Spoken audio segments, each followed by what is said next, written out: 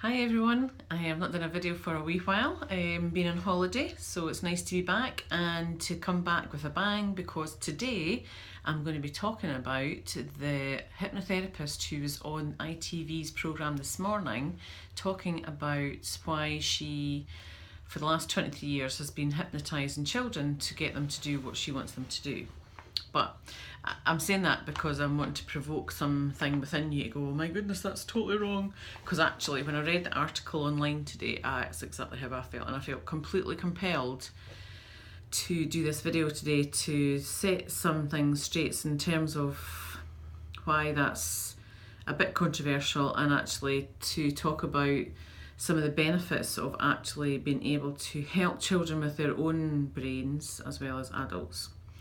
I've actually printed off the article that was in online. There's quite a few of them now, but the one that I picked up on, because I think with all reports that come on via media, there's going to be a twist, and the lady's obviously doing it for a reason, wants to get money. But I think this is where media comes in, and they can actually install fear in families when they want to look at alternative ways to help their child.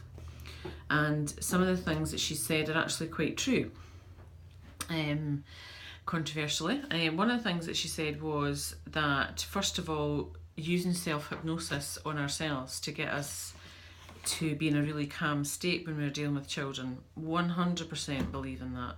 That's actually one of the things I would say that I help the parents who come to be coached with me do, is to manage their own state, to feel really good about themselves and be really balanced in themselves, so that when they're coming to be a parent, they feel really quite grounded in who they actually are. So that's a really good point that she's actually made there. Is like, you also want to try and model the behaviour of what it is. So one of the examples this lady gives is she wants to manage her own state, get to a resourceful state, and then to say, I'm going to sit down and get my work out to do some work. Sometimes I don't want to do some work, but we have to do it. And now you're going to do your homework. So that's actually a really good example of modelling behaviour that you want to see in your child, doing it yourself, and then they can go, oh, okay, mummy's doing that, so I should be doing that too. So the old adage of do as I do, not as I, no, do as I say, not as I do, is no longer right, I don't think. So I do believe that we have to model what it is that we want our children to become. So that's the point that I do agree with. But some of the stuff that she said, she also goes on to say about that we want, she calls it hypno-parenting, which I think is actually really funny, which I'll do in another video. But she said you want them to become cooperative, peaceful, be able to focus and become really resilient. Now, these are all brilliant things. I think this is really, really true. But she's been pretty controversial in another aspect when she's saying that she's hypnotised her own children since they were 11 months old. Now, you can't hypnotise a child until, like, do eyes closed hypnosis until they're much, much, much, much older. Like, some of the pictures online have got her with the stupid pendulum getting a child to fall asleep. Now, a child won't close their eyes until they're 10 or 11, depending on how they feel. I mean, our own children are going to feel safe with her, so they probably will close their eyes. But coming for a session with a hypnotherapist or a coach or something like that, children don't close their eyes.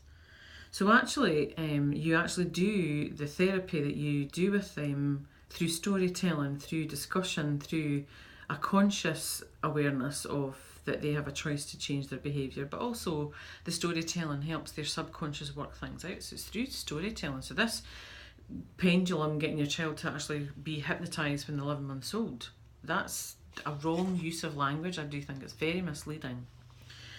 What she does say that she says, I hypnotise my children and my husband to do things that benefit me, that for my benefit all the time. Now, don't agree with that whatsoever. Like, completely, categorically don't believe in that.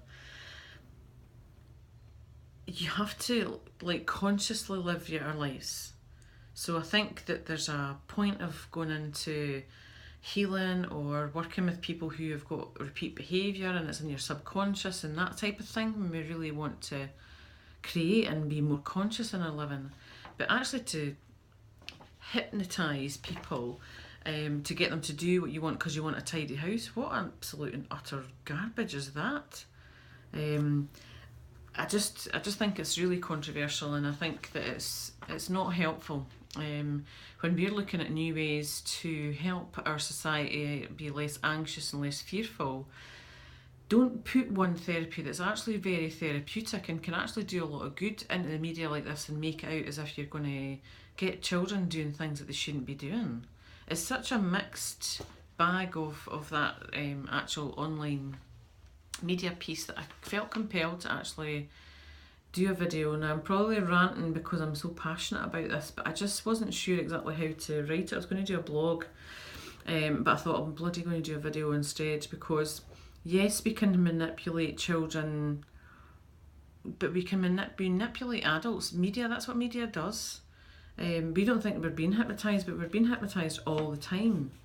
Like when we go beans means hinds and all these other things that we feel that we're not taking on board. We know so many things subliminally because we watch them on the telly, we hear them in books and stories, the story of the Gruffalo, but there can be good things. We need to find a new way to become more of ourselves, and hypnosis and storytelling is actually a really good way to get back to who we should really be and away from who we think we should be. So however controversial this might be, I think in one way it's quite good because it actually gets discussion going. So I'd really like to be able to answer your questions. So if you've got any questions about hypnosis you don't understand, you're not quite sure what the hell it's all about, how storytelling can help your child or help yourself, then please put a comment in below, and if you've experienced it and it's been beneficial, please do that as well, because we want a more balanced account of this type of intervention. And it's not way out there and it's not really woo-woo. Our brain is such the powerful thing and we need to know how to use it. And we certainly do not need people from America coming telling us that we need to hypnotise and we do need to do hypno-parenting. I think we need to do more conscious caring and be more conscious of how our state affects our children. I do believe in that, but hypno-parenting is just way out there for me.